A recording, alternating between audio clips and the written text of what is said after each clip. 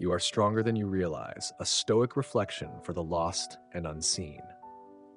When you are young, the world demands answers before you have had time to ask the right questions. People tell you who to be, what to chase, what success should look like. You scroll through 1,000 smiling faces, each one pretending to know the meaning of happiness. And in that noise, you begin to feel the quiet ache of confusion, the sense that everyone else has figured out something that you have not. But do not mistake confusion for weakness. Confusion is the beginning of wisdom. For only those who question are capable of seeing beyond illusion. Strong are the no Asian. The strong are not those who know everything. They are those who have learned to stay calm amid uncertainty. Strength has never been about noise. It does not shout, it does not demand attention, it does not need to prove itself. Real strength moves quietly, like the roots of a great tree hidden beneath the earth, unseen yet unshakable. It walks through storms without asking for mercy. It endures pain without needing recognition. It finds peace in solitude and power in restraint. The world rarely notices such strength because it does not glitter. But when tested, it does not break. That is the kind of strength worth cultivating, the kind that exists not for the eyes of others, but for the steadiness of your own soul. You live in a time that rewards visibility. Everyone wants to be seen, heard, validated. It has become a culture of exhibition, of displaying not only joy, but even suffering, as if pain must be witnessed to be real. But the Stoic path teaches a harder lesson, that the highest strength lies in self-mastery, not self-display. Epictetus once said, "No man is free who is not master of himself." This truth remains unchanged. The more you control your emotions, the less the world controls you. You do not need to suppress what you feel, but you must decide what you do with those feelings. Freedom begins not in changing the world, but in governing your mind. To govern yourself means to understand that life will not spare you. Pain will come, perhaps when you least expect it. You will be misunderstood, rejected, forgotten, even betrayed. And yet, none of these are the true enemies of peace. The real enemy is your own reaction, the storm you create within. Most people crumble under their emotions. When insulted, they retaliate. When disappointed, they despair. When they lose something, they lose themselves with it. But you must learn to stand still in the hurricane. When the world expects you to break, stay calm. When your silence replaces complaint, you are already becoming powerful in ways others cannot comprehend. Seneca once wrote, "The greatest blessings of mankind are within us and within our reach." The calm you seek does not come from others. It lives in your capacity to think clearly, to remain composed when everything around you shakes. There is a dark realization in this. No one is coming to save you. No one can carry your emotions for you. But there is also liberation in it. The moment you accept responsibility for your inner state, you free yourself from dependence on the world. When you can face loss without collapsing, when you can look betrayal in the eye and remain steady, you have already won. Do not mistake calm for numbness. The calm person feels everything, but he chooses what to express. His restraint is not apathy, it is focus. He bleeds inwardly, but walks forward with grace. This quiet discipline confuses those who live in noise. They call it distance, coldness, indifference, but in truth, it is mastery. And mastery has always been misunderstood. The world glorifies reaction because reaction is visible, dramatic, and loud. But reaction is also weakness, for it means you are ruled by what happens to you. The calm man, by contrast, rules himself. He may not win the argument, but he wins the greater victory, peace. As you grow older, you will learn that there is no virtue in constantly explaining your pain. Everyone has suffered, everyone has lost something, yet only a few learn from it. The Stoic does not make an identity out of his wounds. He does not demand that others acknowledge his strength. He simply becomes strong. Strength is not in the story you tell, but in the silence that follows it. When you can endure without performing your suffering, you begin to live with quiet dignity. The need for validation fades, replaced by a sense of inner sufficiency, the recognition that the world owes you nothing, and yet you remain whole. Freedom is not the absence of hardship. It is the ability to remain composed despite it, to be unshaken when others tremble, to stay inwardly balanced when life is unfair. This is true freedom. It cannot be bought or granted. It must be built within. Every challenge you face is a chance to strengthen that inner fortress.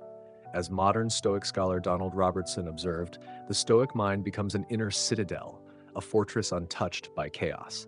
You build that citadel each time you choose discipline over impulse, silence over reaction, reason over resentment. The opinions of others no longer disturb you because they cannot enter the walls of your peace. Do not chase recognition. Recognition is a shadow that vanishes the moment you reach for it. Those who live for approval become slaves to it.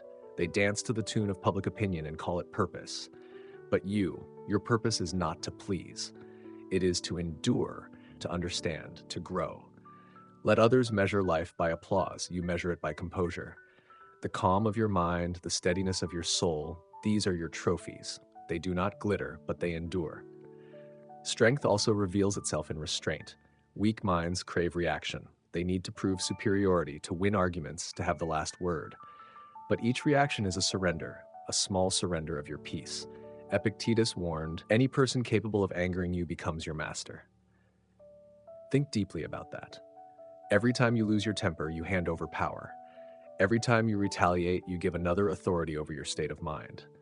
True power is the refusal to be disturbed. It is not silence born of fear, but silence born of command. Restraint is not cowardice, it is elegance. It is the refusal to waste energy on what does not deserve it. When you choose not to react, you confuse those who thrive on chaos. They mistake your composure for weakness because they cannot comprehend it. Let them. Their misunderstanding is your shield. You no longer fight their battles, you wage your own, the inner war between impulse and reason. And the one who conquers himself is, as Seneca said, the mightiest warrior. There will be times when life wounds you deeply. You will lose what you thought you could not live without. You will fail at something you gave your heart to. You will feel invisible, unseen, unappreciated. And when that moment comes, remember, self-pity is the enemy of strength. The Stoic does not glorify his suffering. He does not ask for sympathy. He learns to rise in silence. Each time you rebuild yourself quietly, you become harder to break. Each scar becomes your armor. Each loss becomes your teacher. Pain refines what comfort would have left untouched. The fire that burns you also hardens you. The storm that shakes you also clears the sky. If you are pained by an external thing, Marcus Aurelius wrote, "It is not that thing that disturbs you, but your judgment of it." You have the power to revoke that judgment at any moment. Life cannot crush you without your permission. The Stoics saw suffering not as tragedy, but as training for the soul. Hardship is the gymnasium of the spirit, where endurance, patience, and wisdom are forged. You do not need to be grateful for pain, but you must understand its purpose. It is the forge that shapes character. There is something sacred in quiet endurance. The world celebrates noise, the loud victory, the visible success. But most of life's greatest victories happen in silence. No one sees the moment you choose not to give up. No one witnesses the nights you spend wrestling your own mind or the mornings you rise with steady resolve after falling again. Yet these are the moments that define strength. The Stoic rises not loudly but fully, not for recognition but for mastery. The Stoics never spoke of strength as we do today. To them, it was not measured in dominance or control, but in fortitude, the capacity to remain inwardly unshaken regardless of the storm outside. Marcus Aurelius ruled an empire amidst war and disease, yet he never asked, "Why me?" He simply wrote, "If you are distressed by anything external, the pain is not due to the thing itself, but to your estimate of it." That line contains the essence of Stoic power. Your judgment creates your suffering, and your discipline can end it. You will meet people who mistake calm for weakness. Let them. Their understanding of power is shallow. They believe strength is in how hard you strike, how loudly you speak, how visibly you win. But the strongest ones rarely shout. They do not announce their endurance. They simply endure. They are too busy mastering themselves to prove themselves. In the end, silence becomes their greatest weapon, for what is more disarming than serenity in a world addicted to reaction.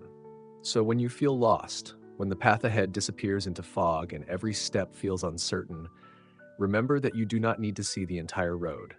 You only need to remain steady in your next step. The Stoic does not demand clarity from the universe. He creates clarity within himself. Direction is not given, it is chosen. You find meaning not by chasing it, but by living each moment with intention and dignity. You cannot control the future, but you can choose the spirit in which you meet it. Every moment is an opportunity to practice strength. When insulted, remain silent. When rejected, remain calm. When misunderstood, remain kind. Not because you are weak, but because you refuse to let others define your behavior. Let your composure be your rebellion. Let your peace be your protest. There is immense power in not reacting. The world will call it indifference, but it is wisdom. To care deeply without being disturbed, that is maturity. To love without attachment, to hope without dependence, to endure without resentment, that is freedom. In this quiet mastery lies the beauty of the Stoic life. It is not about detachment from the world, but harmony with it. You do not reject emotion, you refine it. You do not escape pain, you transcend it. You do not control others, you govern yourself. When you finally understand that nothing external can touch the essence of who you are, you become untouchable. The storms will continue, but you will no longer be carried away by them. You will walk through the noise of the world with the silence of a mountain inside you. And so, my friend, if you ever doubt your strength, remember, the fact that you are still standing, still searching, still striving for meaning, that alone is proof of your resilience. You are stronger than you think, not because you have never fallen, but because you have never stayed down. The calm that you build today, the patience you practice in solitude, the quiet understanding you nurture, these are the foundations of an unshakable life. Let others chase recognition. Let them drown in noise. You build stillness. You cultivate grace. You walk with quiet certainty that your worth does not depend on the eyes that see you, but on the strength that sustains you. The calm within you is the truest measure of your power. The Stoic path is not about perfection. It is about presence, the steady awareness that no matter what happens, you remain in command of your inner world. When you stop needing to prove your strength, you begin to live it. And the world, still restless and loud, will never quite understand how you move so peacefully through its chaos. Let it remain a mystery. For while they are ruled by emotion, you have already conquered yours. Strength, after all, is not the noise you make. It is the peace you keep.